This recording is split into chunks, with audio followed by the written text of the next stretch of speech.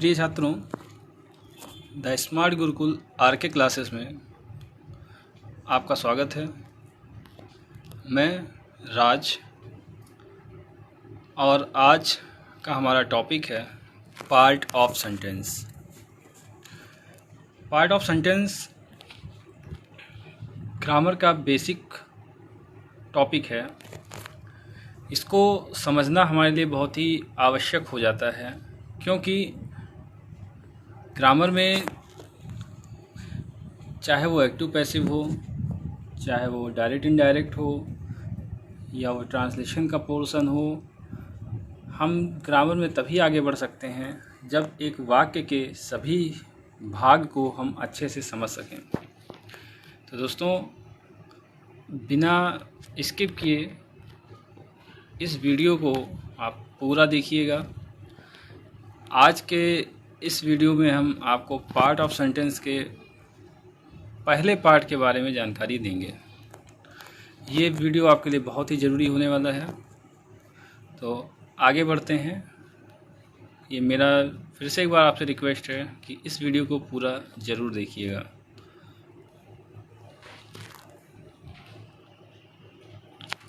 हम बात करते हैं पार्ट ऑफ सेंटेंस के बारे में। पार्ट ऑफ सेंटेंस यानी वाक्य के भाग। अब वाक्य के भाग को जानने से पहले हमें ये जानना आवश्यक हो जाता है कि वाक्य क्या होता है। तो आइए जानते हैं वाक्य क्या होता है। वाक्य को यदि हम डिस्क्राइब करना चाहें तो कुछ इस तरह से कर सकते हैं। The sentence is a group of word in a right order which having a complete sense is called sentence। कहने का मतलब वाक्य शब्दों का एक समूह होता है जिसमें सभी शब्द एक व्यवस्थित क्रम में रखे जाते हैं और उनका अपना एक पूर्ण अर्थ होता है। उसको हम एक वाक्य कहते हैं। इसमें समझने वाली बात यह है कि आप देखिएगा, दो चीज़ें बहुत समझने वाली हैं। पहला ग्रुप ऑफ वर्ड और दूसरा है in a right order. Group of word in a right order means शब्दों का समूह एक व्यवस्थित क्रम में। यदि शब्दों का समूह है लेकिन वो क्रम व्यवस्थित नहीं है तो निश्चित ही उसका सेंस पूर्ण नहीं होगा, यानी उसका अर्थ पूर्ण नहीं होगा। और यदि उसका अर्थ पूर्ण नहीं होगा तो हम उसे सेंटेंस नहीं कह सकते। इसलिए इस बात का ध्यान रखना ज़रूरी है कि जो ग्रुप ऑफ वर्ड एक व्यवस्थित क्रम में होते हैं, अर्थ उन्हीं का होता है और उन्हीं को हम सेंटेंस कहते हैं। आगे बढ़ते हैं, एग्जाम्पल देखते हैं, हम आपको दिखाते हैं। पहला एग्जाम्पल पे ध्यान दीजिएगा। Ram is playing. Ram is playing means क्या हुआ? राम खेल रहा है। तो इसमें आप देख रहे हैं कि तीन शब्दों का प्रयोग किया गया है। पहला है राम, दूसरा है इज और तीसरा है प्लेइंग। अब इन तीन शब्दों को एक व्यवस्थित क्रम में लिखा गया है। उस व्यवस्थित क्रम की वजह से इसका अर्थ पूर्ण निकल रहा है, जिसका अर्थ निकल रहा है राम खेल रहा है। यदि हम इसमें राम प्लेइंग इज कर दें, राम प्लेइंग इज कर दें तो वो शब्द ग्रुप ऑफ वर्ड तो होगा लेकिन उसका अर्थ सही नहीं निकलेगा। इसलिए अभी जो आपके सामने है राम इज प्लेइंग, ये अपने एक व्यवस्थित समूह में रखा हुआ है, व्यवस्थित क्रम में लिखा हुआ है, इसलिए इसका अर्थ पूर्ण निकल रहा है और इसको हम सेंटेंस कह रहे हैं। इसी तरह से दूसरा एग्जांपल है गोपाल लाफ्ड। ये दो ही शब्द हैं इसमें, बट वो व्यवस्थित क्रम में लिखे। अगर लाफ्ड गोपाल लिख दिया जाए तो इसका क्रम बिगड़ जाएगा और इस सेंटेंस नहीं कहा जाएगा। इसलिए गोपाल लाफ्ड ये अपने क्रम में है और इसका अर्थ है गोपाल हंस पड़ा, यानी ये पूर्ण अर्थ दे रहा है। द सन इज राइजिंग, सूर्य उग रहा है, इसका भी एक पूर्ण अर्थ हो रहा है। आई जंप, मैं कूदता हूँ, इसका भी अपने आप में एक पूर्ण अर्थ है। इसलिए दोस्तों ये एक सेंटेंस है। तो अब आगे बढ़ेंगे और जानेंगे पार्ट ऑफ सेंटेंस के बारे में। अब जब हम बात करते हैं कि सेंटेंस के कितने पार्ट होते हैं, तो यहाँ पर हमको पता ये चलता है कि एवरी सेंटेंस हैज़ 2 पार्ट्स। हर वाक्य में 2 भाग होते हैं। पहला भाग सब्जेक्ट होता है, जिसको अगर हम डिफाइन करें तो कुछ इस तरह से कर सकते हैं, subject is the part of a sentence who perform any action in sentence. कहने का मतलब ये है कि सब्जेक्ट वाक्य का वह भाग होता है जो किसी कार्य को करता है। इसीलिए सब्जेक्ट को हिंदी में हम कर्ता बोलते हैं। सब्जेक्ट को हिंदी में कर्ता बोलते हैं क्योंकि एक वाक्य में कार्य को करने वाला सब्जेक्ट कहलाता है। जैसे आपको हम एग्जांपल देते हैं। पहला एग्जांपल ध्यान दीजिएगा, राम इज प्लेइंग। राम खेल रहा है। राम खेल रहा है में आप अगर हम ये जानना चाहें कौन खेल रहा है, खेलना एक कार्य हो गया। अब खेल कौन रहा है? खेल रहा है राम। दूसरे में देखिएगा, गोपाल लाफ्ट। गोपाल हंस पड़ा। कौन हंस पड़ा? गोपाल। तीसरे में ध्यान दीजिएगा, द सन इज राइजिंग। कार्य क्या है? उगना, लेकिन उग कौन रहा है? सन। फिर हम देखेंगे आई जंप, मैं कूदता हूँ। कूदना एक कार्य हो गया, लेकिन उस कार्य को कर कौन रहा है? आई। यानी इन सभी जगहों पे खेलने का काम राम कर रहा है, हंसने का काम गोपाल कर रहा है, उगने का काम सन कर रहा है और कूदने का काम मेरे द्वारा हो रहा है। यानी इसमें जिसके द्वारा कार्य हो रहा है वही हमारा सब्जेक्ट है। क्लियर हुआ दोस्तों? यदि हम जो टॉपिक आपको बता रहे हैं, इस टॉपिक में कहीं भी किसी भी तरह का आपको कोई भी पॉइंट नहीं समझ में आती है तो ज़रूर हमारे वीडियो में कमेंट करके हमको बताइएगा। हम आपके उस डाउट को क्लियर करने की पूरी कोशिश करेंगे अपने अगले वीडियो में। अभी और थोड़ा सा आगे बढ़ते हैं।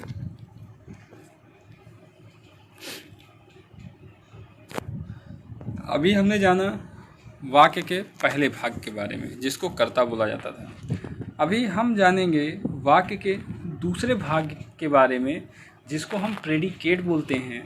इसको हिंदी में विधेय कहा जाता है। प्रेडिकेट को हिंदी में विधेय कहा जाता है। प्रेडिकेट को यदि हम डिफाइन करना चाहें तो कुछ इस तरह से कर सकते हैं, predicate is a part of sentence which is performed by subject.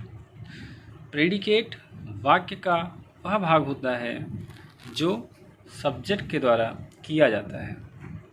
यानी एक और आसान भाषा में इसको हम ये कह सकते हैं, वाक्य में कर्ता के द्वारा किया जाने वाला कार्य विधेय कहलाता है। कर्ता के द्वारा किया जाने वाला कार्य प्रेडिकेट कहलाता है। जैसे कि अभी हम एग्जाम्पल देखते हैं, राम इज प्लेइंग। राम खेल रहा है। सब्जेक्ट यहाँ पे कार्य कर रहा है राम, और राम के द्वारा कौन सा कार्य हो रहा है? राम के द्वारा खेलने का कार्य हो रहा है। राम के द्वारा खेलने का कार्य हो रहा है। खेलने का कार्य कौन कर रहा है? राम। तो यहाँ पे राम हमारा सब्जेक्ट हो गया। हम दूसरे एग्जाम्पल में देखते हैं, सरिता लाफ्ट। सरिता हमारा सब्जेक्ट है और सरिता के द्वारा कौन सा कार्य हो रहा है? हंसने का। तो हंसने का कार्य सरिता के द्वारा हो रहा है, इसलिए हंसना जो है, इसमें हंसने वाला पार्ट हमारा प्रेडिकेट कहलाता है। सूर्य के द्वारा उगने का कार्य हो रहा है, इसलिए यह कार्य प्रेडिकेट हो जाता है। आई के द्वारा जंप करने का कार्य हो रहा है, तो जंप यहाँ पे प्रेडिकेट हो जाता है। हम आगे बढ़ते हैं दोस्तों।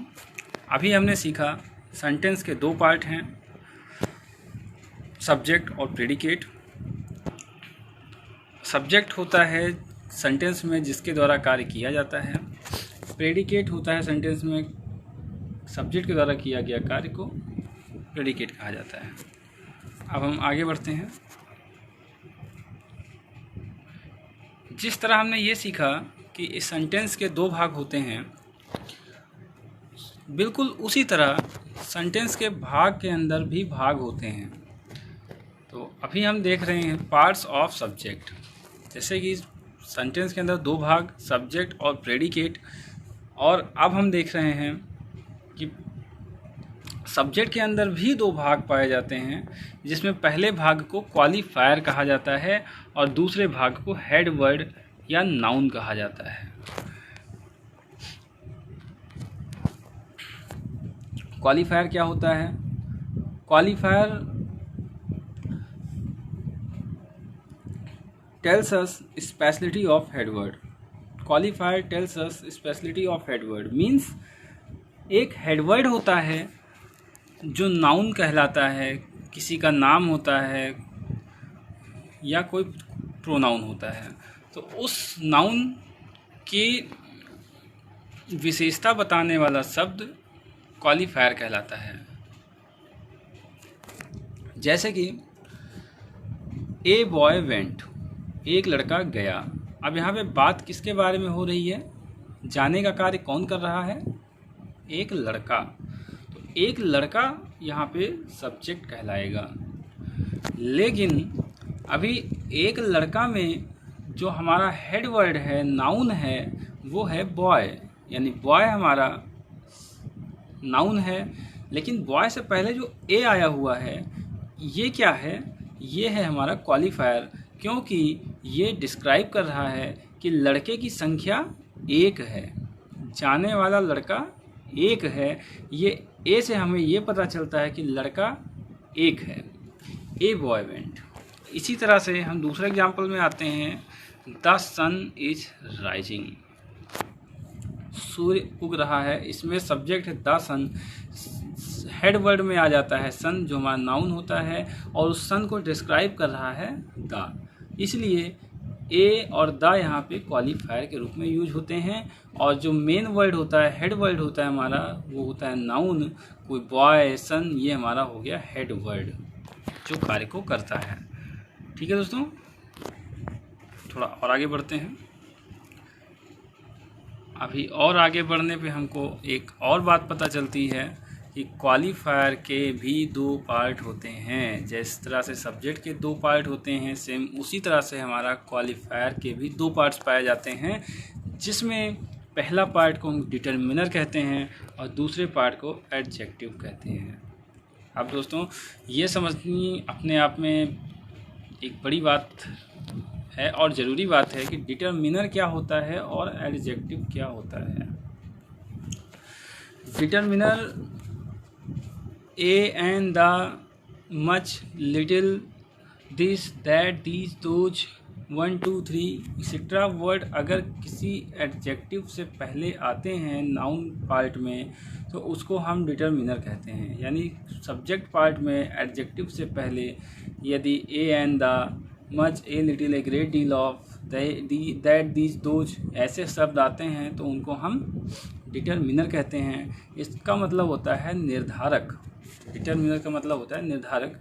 ये सब्जेक्ट को निर्धारित करता है। और एडजेक्टिव क्या होते हैं? एडजेक्टिव वर्ड्स जो होते हैं ये हेड वर्ड्स की विशेषता प्रकट करते हैं। जैसे कि मैं आपको समझाऊं, ए फैट बॉय वेंट, इसमें सब्जेक्ट पार्ट है, जाने का कार्य हो रहा है एक मोटे लड़के के द्वारा। तो मेन वर्ड, मेन कौन है इसमें? हेड वर्ड है हमारा बॉय। बॉय के बारे में बात हो रही है, नाउन है हमारा बॉय। अब इस बॉय को डिस्क्राइब कर रहा है फैट, यानी फैट ये बता रहा है कि बॉय की विशेषता क्या है? बॉय मोटा है, मोटा लड़का है। एडजेक्टिव यहाँ पे फैट हो जाता है क्योंकि ये उसकी स्पेशलिटी यानी इसकी पहचान बता रहा है। और ए डिटरमाइनर है, ए यहाँ पे निर्धारित कर रहा है कि बॉय कौन सा है, कितना है, एक लड़का है। ये निर्धारित कर रहा है एक लड़का, एक मोटा लड़का है जो जा रहा है। तो कभी भी एडजेक्टिव से पहले अगर डिटर्मिनर, एडजेक्टिव से पहले, किसी एडजेक्टिव वर्ड से पहले A and the, this that those या 1 2 3 जैसे वर्ड्स आ जाते हैं तो इन्हें हम डिटर्मिनर कहते हैं। इसी तरह से दूसरे एग्जाम्पल में दोज वाइज पीपल वर्कड। अब यहाँ पे हम काम कौन किया, किसके बारे में बात कर रहे हैं, those wise people. Head word क्या है इसमें हमारा है पीपल। अब पीपल की विशेषता है, एडजेक्टिव है कि वो क्या है, बुद्धिमान हैं, वो लोग बुद्धिमान हैं। लेकिन कौन लोग बुद्धिमान है, ये निर्धारित कौन कर रहा है कि कौन लोग बुद्धिमान हैं, तो दोज निर्धारित कर रहा है कि वो लोग बुद्धिमान हैं, इसलिए यहाँ पे दोज डिटर्मिनर हो जाता है। अब यहाँ पे एक ज़रूरी बात मैं आपको बता दूँ कि जैसे कि यहाँ पे यदि हम वाइज को हटा दें, यहाँ पे हम एडजेक्टिव पार्ट को हटा दें, इसको समझ लीजिए कि नहीं है, अभी इसको पढ़ा जाएगा दोज पीपल वर्कड। ठीक है दोस्तों, तो यहाँ पे दोज पीपल वर्कड अगर हो जाएगा तो यहाँ दोज का जो प्लेस है वो कहाँ आ रहा है, प्यूपिल से जस्ट पहले आ जा रहा है। तो क्या हम अभी भी इसको डिटर्मिनर कहेंगे? नहीं दोस्तों, इसको तब डिटर्मिनर नहीं कहा जाएगा क्योंकि ऐसे समय में एडजेक्टिव नहीं है। तो यदि एडजेक्टिव नहीं होगा तो वहाँ पे A and the, this those 1 2 3 कुछ भी आए उसको हम ना डिटर्मिनर कहेंगे ना एडजेक्टिव कहेंगे, हम उसको सिर्फ क्वालिफायर कहेंगे। ठीक है दोस्तों, क्लियर? इसको ज़रूरी है, बहुत ही ज़रूरी है इसको ध्यान देना कि यदि किसी भी सब्जेक्ट पार्ट में एडजेक्टिव नहीं आया है और डिटर्मिनर डायरेक्ट आया है तो हम उसको डिटर्मिनर ना कह के क्वालिफायर कहेंगे, क्योंकि उस समय फिर वो वर्ड ही होगा जो नाउन को पूरी तरह से डिस्क्राइब कर रहा होगा। क्लियर दोस्तों? ठीक है, आगे बढ़ते हैं। अभी आगे चल कर के एक और पार्ट के बारे में हमें पता चल रहा है जिसको बोलते हैं एडजेक्टिव फ्रेज। अब एडजेक्टिव फ्रेज क्या होते हैं?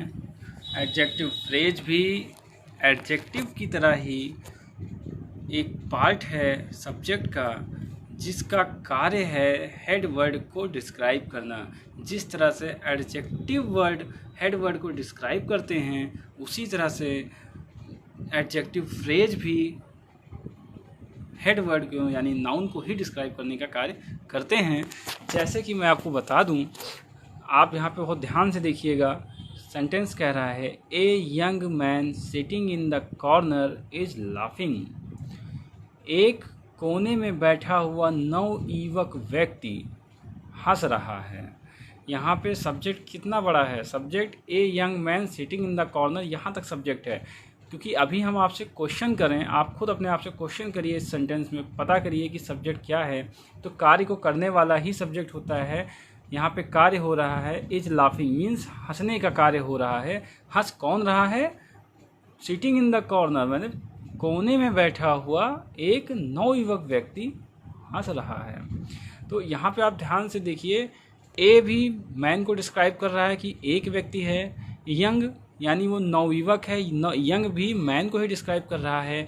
यहाँ पे मैन से पहले यंग आया है, ये इसलिए यंग एडजेक्टिव है। और एडजेक्टिवल फ्रेज जो है हमारा वो सिटिंग इन द कॉर्नर है, क्योंकि सिटिंग इन द कॉर्नर भी मैन को डिस्क्राइब कर रहा है। अब हम यदि आगे कभी भी ज़रूरत पड़े, हमें कई सेंटेंस ऐसे मिल जाएंगे जहाँ एडजेक्टिव नहीं मिलेगा, एडजेक्टिव फ्रेज मिलेगा, और फिर हमें पहचानना होगा कि ये एडजेक्टिव फ्रेज कौन है, एडजेक्टिव कौन है, तो कैसे पहचानेंगे। यहाँ पे मैं आपको बहुत इम्पॉर्टेंट पहचान बताने जा रहा हूँ, बहुत ध्यान से समझिएगा कि एडजेक्टिव और एडजेक्टिव फ्रेज में क्या अंतर है। देखिए, सिमिलरिटी ये है, दोनों में समानता ये है कि दोनों ही वर्ड, एडजेक्टिव और एडजेक्टिव फ्रेज दोनों ही नाउन को डिस्क्राइब करते हैं। लेकिन एडजेक्टिव फ्रेज जो है ये ग्रुप ऑफ वर्ड होता है। Adjective phrase group of word होता है और एडजेक्टिव सिर्फ सिंगल वर्ड होते हैं। जैसे ध्यान से देखिए, मैन के पहले यंग आया है, यंग एडजेक्टिव है जो मैन को डिस्क्राइब कर रहा है, लेकिन ये सिंगल है। और जो सिटिंग इन द कॉर्नर है ये भी मैन को डिस्क्राइब कर रहा है, लेकिन ये ग्रुप ऑफ वर्ड है। तो फ्रेज वर्ड जहाँ जुड़ जाता है ये हमेशा ग्रुप ऑफ वर्ड बनाता है। और एडजेक्टिव फ्रेज की क्वालिटी ये है कि वो हमेशा हेड वर्ड के बाद आता है, हेड वर्ड के बाद ही आता है, और एडजेक्टिव हमेशा हेड वर्ड से पहले आता है। तो हाँ, और एक बात और, जो एडजेक्टिव फ्रेज होते हैं इसमें वर्ब कभी नहीं पाई जाती, क्रिया नहीं होती है। तो दोस्तों, मुझे उम्मीद है कि आप बहुत अच्छे से समझे होंगे इसको। आगे बढ़ते हैं तो एक बार क्या हमने सीखा उस पर पूरी दृष्टि डालते हैं। तो हम देखते हैं कि हमने सीखा अभी तक सेंटेंस के दो पार्ट, सब्जेक्ट और प्रेडिकेट, यानी वाक्य में कार्य को करने वाले व्यक्ति को सब्जेक्ट कहते हैं और सब्जेक्ट के द्वारा किया गया कार्य प्रेडिकेट होता है। सब्जेक्ट के तीन पार्ट हो गए, qualifier, head word, adjective phrase. Qualifier head word को डिस्क्राइब करते हैं, निर्धारित करते हैं, और एडजेक्टिव फ्रेज हेड वर्ड की विशेषता बताते हैं, ये भी एडजेक्टिव को डिस्क्राइब करते हैं, सॉरी हेड वर्ड को डिस्क्राइब करते हैं। और अभी इसके बाद हमने ये सीखा कि क्वालिफायर में भी दो पार्ट पाए गए। क्वालिफायर में एक डिटर्मिनर हो गया, एडजेक्टिव हो गया। डिटर्मिनर निर्धारण करता है हेड वर्ड का, और एडजेक्टिव विशेषता बताता है हेड वर्ड का। तो दोस्तों, अभी तक हमने पार्ट 1 में इतना कुछ सीखा है। अब आप इसकी एक्सरसाइजेस सॉल्व करिए। उस समय सॉल्व करने के दौरान या फिर इस वीडियो में किसी भी मोमेंट पे आपको कोई भी किसी भी तरह का डाउट हो रहा है तो आप कमेंट ज़रूर करिए, आपके कमेंट का जवाब दिया जाएगा। और हम अपनी अगली वीडियो में प्रेडिकेट्स के पार्ट्स के बारे में बताने वाले हैं। तो यदि अभी तक आपने हमारे चैनल को सब्सक्राइब नहीं किया है, बेल आइकन प्रेस नहीं किया है, तो ज़रूर कर दीजिए, जिससे कि आपको हमारे जितने भी नए वीडियोज़ हों उसकी नोटिफिकेशन मिलती रहे और आप कोई भी वीडियो मिस ना करें। और यदि अभी तक आपने इसको हमारे चैनल को सब्सक्राइब कर दिया है, बेल आइकन प्रेस कर दिया है, तो फिर दोबारा इसको करने की ज़रूरत नहीं है। आप हमारे चैनल इस वीडियो को लाइक करिए और कमेंट ज़रूर करिए।